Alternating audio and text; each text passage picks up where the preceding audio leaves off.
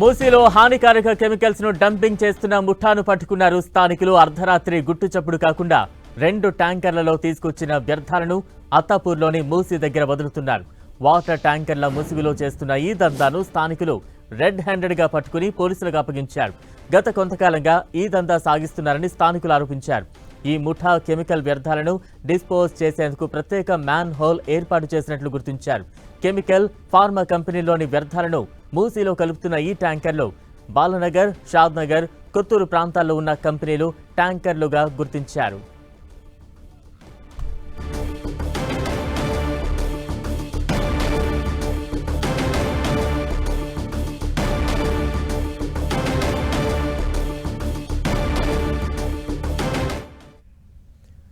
ఇదే అంశంపై మరిన్ని వివరాలు మా ప్రతినిధి రాముడు అందిస్తారు.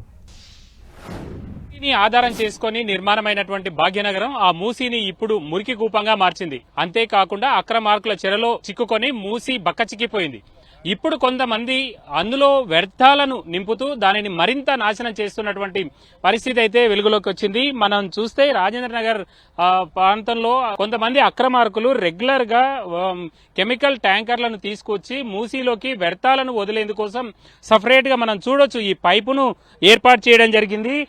ఎంత బలంగా దీన్ని అంతా కూడా ఏర్పాటు చేశారనేది చూస్తే వీళ్ళు ఆర్గనైజ్డ్ గా ఈ క్రైమ్ కు పాల్పడుతున్నారో మనం అర్థం చేసుకోవచ్చు.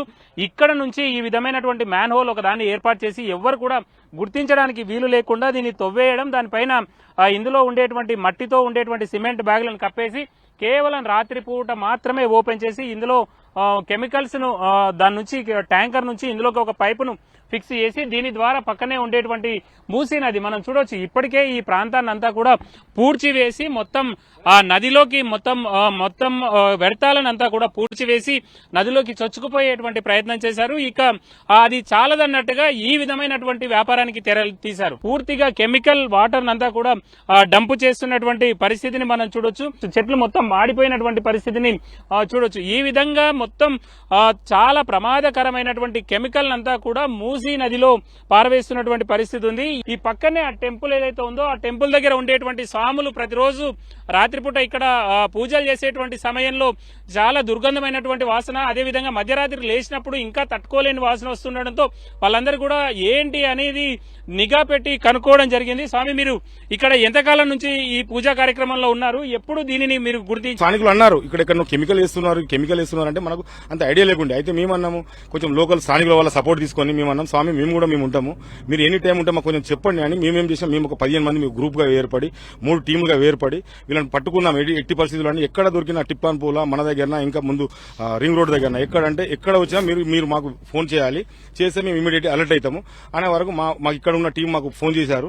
ఫోన్ చేయగానే ఇమీడియట్లీ వచ్చే వరకు ఒక 2 వెహికల్స్ ఆల్రెడీ అన్లోడ్ అయిపోయాయి. అన్లోడ్ అయిన వెహికల్స్ వెళ్ళిపోయినాయి. తర్వాత ఈ వెహికల్ వచ్చేసి ఇక్కడ మెల్లగా స్టార్టింగ్ పాయింట్ పెడుతున్నప్పుడు వచ్చి మేము అడిగాము, ఏం చేస్తున్నారు స్వామి?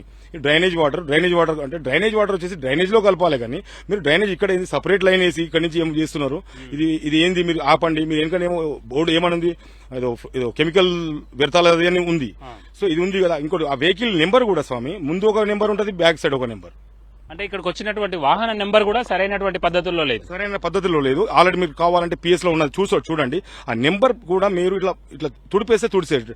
ఇది ఎంత పెద్ద క్రైమ్ చూడండి. వాళ్ళు ఎక్కడి నుంచి తీసుకొచ్చినాము అని ఏం చెప్తున్నారు అంటే, మీకు ఫస్ట్ చెప్పినప్పుడు డ్రైనేజ్ వాటర్ అని చెప్పారు, లేదా సీవేజ్ అని చెప్పారు, ఎక్కడి నుంచి తెచ్చినామని చెప్పారు. అతని డ్రైవర్ ని పట్టుకున్నాం స్వామి. డ్రైవర్ ని పట్టుకుంటే ఏమన్నాడంటే, ఇది నేను షాద్నగర్ నుంచి తీసుకొచ్చాను, మరి ఏ కంపెనీ పేరు ఏంది అన్నాను. కంపెనీ పేరు మాకు తెలియదు స్వామి, అది ఏదో గుజరాత్ వాళ్ళ కంపెనీ, షాద్నగర్ నుంచి తెచ్చినామంటాడు. గుజరాత్ వాళ్ళ కంపెనీ స్వామి అని చెప్పాడు స్వామి. దీని పక్కనే చాలా పెద్ద ఇంటర్నేషనల్ స్కూల్ ఉంటుంది స్వామి. చిన్న పిల్లలు 500-600 మంది స్ట్రెంత్ ఉంటుంది ఆ పిల్లలది. అట్లాంటి చిన్న పిల్లలు ఇదే ఈ ఏరియాలో పరివాహక ప్రాంతంలో మొత్తం స్లమ్స్ ఉంటాయి స్వామి. ఈ మధ్యలోనే 3 months బ్యాక్ ఒక 10 to 15 చిన్న పిల్లలు పల్స్ రేట్ పడిపోయి ఈ కాలుష్యం తోటి డాక్టర్స్ కూడా సజెస్ట్ చేయలేకపోతున్నారు ఎట్లా అని. మేము దీని విషయంలో 3 రోజుల నుంచి నిద్ర లేకుండా కష్టపడి స్వామి నిన్నైతే పట్టుకున్నాం స్వామి.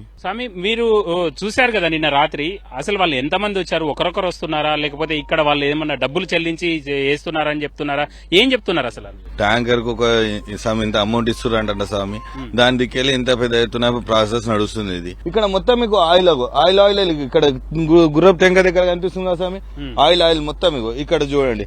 ఈ మూసీ నదిలో చాలా ఎక్కువగా వ్యర్థాలు కలవడం కారణంగానే మూసీ మొత్తం కూడా మురికి కూపంగా మారిపోయినటువంటి పరిస్థితి ఉంది. జీడిమెట్ల, పటాన్ చెరువు ప్రాంతాల్లో ఉండేటువంటి కెమికల్ నాలాలు మూసీలో కలవడం, హుస్సేన్ సాగర్ లో కలవడం చట్టవిరుద్ధంగా తక్కువ ధరతో అయిపోయే పనిగా వాళ్ళు భావించి ఈ విధమైనటువంటి అక్రమ మార్గాల ద్వారా అక్రమ చర్యలకు పాల్పడుతున్నారు. దాంతో చాలా మంది స్థానికులు ఇబ్బందులు పడుతున్నటువంటి పరిస్థితి ఉంది. మాల్ ప్రాక్టీస్ పైన ప్రభుత్వం కఠినమైనటువంటి నిఘా పెట్టాలి, కఠినమైనటువంటి చర్యలు తీసుకోవాలని స్థానికులు కోరుతున్నటువంటి పరిస్థితి ఇక్కడ ఉంది. కెమెరా పర్సన్ మనోరంజన్తో రాముడు, 10 టీవీ, హైదరాబాద్.